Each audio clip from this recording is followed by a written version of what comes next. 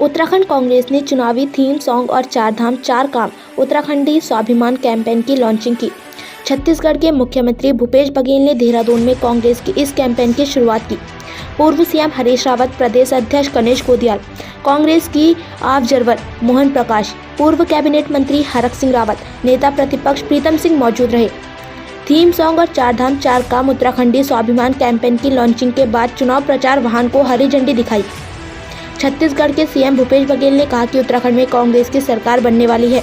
कांग्रेस के इस अभियान के जरिए कांग्रेस 4 लाख युवाओं को नौकरी देने का काम करेगी। कांग्रेस ने दावा किया है कि 10 मार्च को कांग्रेस की सरकार बनने के बाद प्रदेश में स्वास्थ्य का ढांचा मजबूत होगा। बघेल ने कहा कि घर घर स्वास्थ्य सेवाएं पहुंचाने का काम किया जाएगा। ऐसा ढांचा तैयार किया जा रहा है। गैस सिलेंडर के दाम उत्तराखंड में 500 से ज्यादा नहीं होंगे। 5 लाख परिवारों को सालाना 40,000 दिए जाएंगे।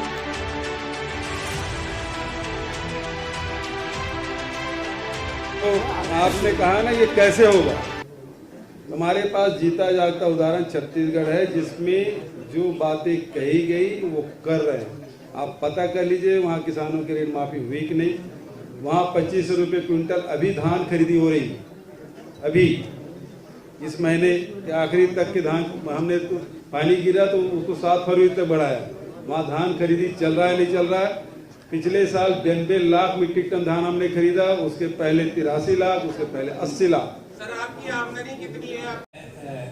छत्तीसगढ़ में महंगाई का पैमाना बदल चुका है। यदि मैं उसके बारे में यदि बात करूं बहुत लंबा समय लगेगा, लेकिन मैं आपको बताना चाहूंगा पूरे देश में महंगाई और मंदी का असर है। पूरे देश में मंदी का असर है। आप किसी भी एजेंसी सर्वे करा लीजिए या टेलीफोन के पता कर लीजिए, किसी व्यापारी से, उद्योगपति से, आम जनता से, मंदी का असर छत्तीसगढ़ में नहीं है। क्यों?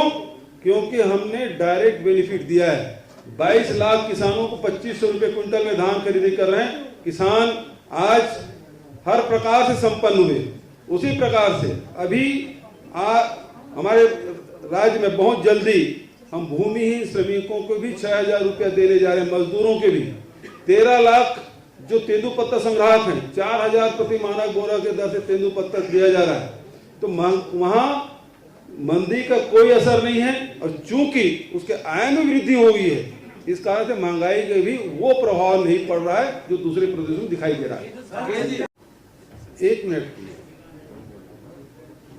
जब वहां चुनाव हुए तो वहां की परिस्थिति के हिसाब से हमने वहां की जनता की डिमांड के हिसाब से हमने घोषणा पत्र जारी की और उसको हम पूरा कर रहे हैं। पंजाब में अब पंजाब में चुनाव हो रहे हैं, मणिपुर में चुनाव हो रहे हैं, गोवा में चुनाव हो रहे हैं, उत्तर प्रदेश में चुनाव हो रहे हैं, आपके प्रदेश में चुनाव हो रहे हैं।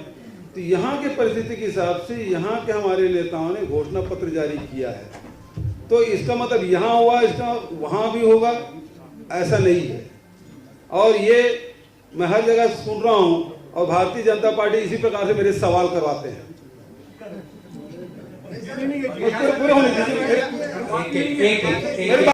केंद्र की सरकार और राज्य की सरकार केवल बातें भर कर सकते हैं, काम ही नहीं कर सकते। आपने देखा कोरोना काल में क्या स्थिति थी, चाहे उत्तराखंड की बात हो चाहे उत्तर प्रदेश की बात हो। यहाँ कितना भ्रष्टाचार हुआ उसके बारे में भी मुझे बताने की जरूरत नहीं है, और किस प्रकार से लोगों को अपने हाल पे छोड़ दिया गया। तो ये कोरोना भी नहीं लड़ पाए, ताली थाली बजाते रहे। दूसरी तरफ देश को नोटबंदी, जीएसटी के आग में झोंक दिया गया, और तीसरे तरफ लगातार महंगाई, बेरोजगारी बढ़ती जा रही है। ऐसे में निजात पाना है तो आप तो पहाड़ों के रहने वाले हैं, देवभूमि के। दूसरे देवभूमि में अभी उपचुनाव हुआ,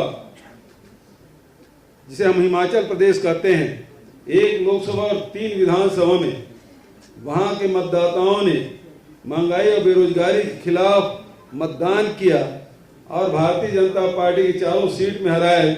उसका परिणाम ये हुआ कि दूसरे दिन 5 रुपया पेट्रोल में और 10 रुपया डीजल में कमी आई। तो इसका अर्थ ये है कि महंगाई यदि कम करना है तो भारतीय जनता पार्टी को हराना होगा।